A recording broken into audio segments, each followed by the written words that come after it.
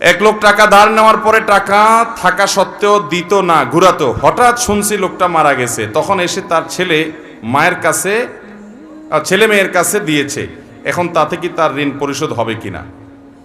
দেখুন, ধার নেওয়ার পরে কেউ যদি টাকা ঘুরাঘুরি করে, দেয় না, যে সেই লোকটা মারা যাওয়ার পরে তার ছেলে মেয়েরা এসে যদি পাওনাদারের টাকা দেয়, তাহলে সেটা খুবই প্রশংসনীয় কাজ। শুধু দেয় না, বরং দেওয়া কর্তব্য।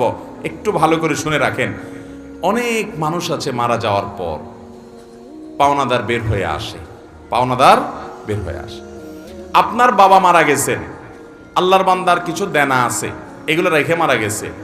ইসলামের নির্দেশ হলো তার মৃত্যুর পর তার দাফন কাফনের জন্য যে টাকা খরচ হবে সেগুলো তার টাকাতেই খরচ করবেন। এরপর তিনি যদি কোনো দেনা রেখে যেয়ে থাকেন, ভাগ বন্টন পরে আগে তার সব দেনা শোধ করতে হবে তার টাকা দিয়ে, তার জমি জমা বিক্রি করে।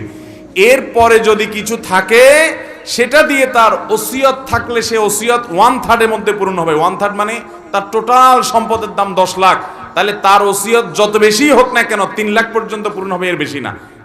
বাকি যেগুলো থাকবে সেগুলো ওয়ারিসরা ভাগ করে পাবে। আর যদি কারোর কোনো ওসিয়ত না করে যায়, যে অমুক জায়গায় দিও, মসজিদে দিও, মাদ্রাসে দিও, অমুকরে দিও, এরকম কোনো ওসিয়ত না থাকে, তাহলে তো সেটা বাদ। কিন্তু দেনা থাকলে আগে দেনা দিতে হবে, তারপরে সন্তানরা ভাগযোগ করে সম্পদ নেবে।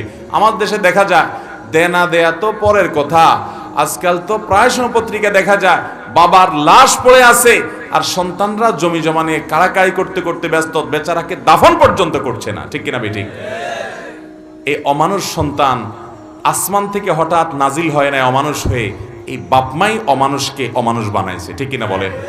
এর পরিণাম, এর পরিণতি এই আল্লাহর বান্দা নিজেই ভোগ করছে নির্লজ্জের মতো। প্রায় সময় কয়দিন পরপরই দেখি পত্রিকাতে যে বাবার লাশ পড়ে আছে গ্যারেজে, বাড়ির সামনে, ওইটা দাফন করার মতো মানুষ নাই, গন্ধ ছুটে গেছে, ছেলে মেয়েরা কামড়াকামড়ি মারামারিতে লিপ্ত, জমি জমা দখল নিয়ে।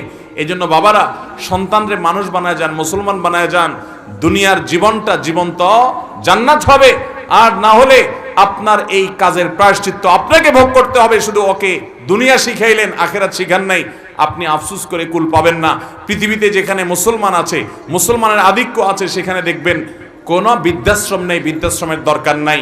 আর পৃথিবীর উন্নত দেশগুলোতে শিক্ষা আছে, দীক্ষা আছে, জ্ঞান আছে, বিজ্ঞান আছে, প্রযুক্তি আছে, সবকিছু আছে, কিন্তু বৃদ্ধাশ্রমও আছে।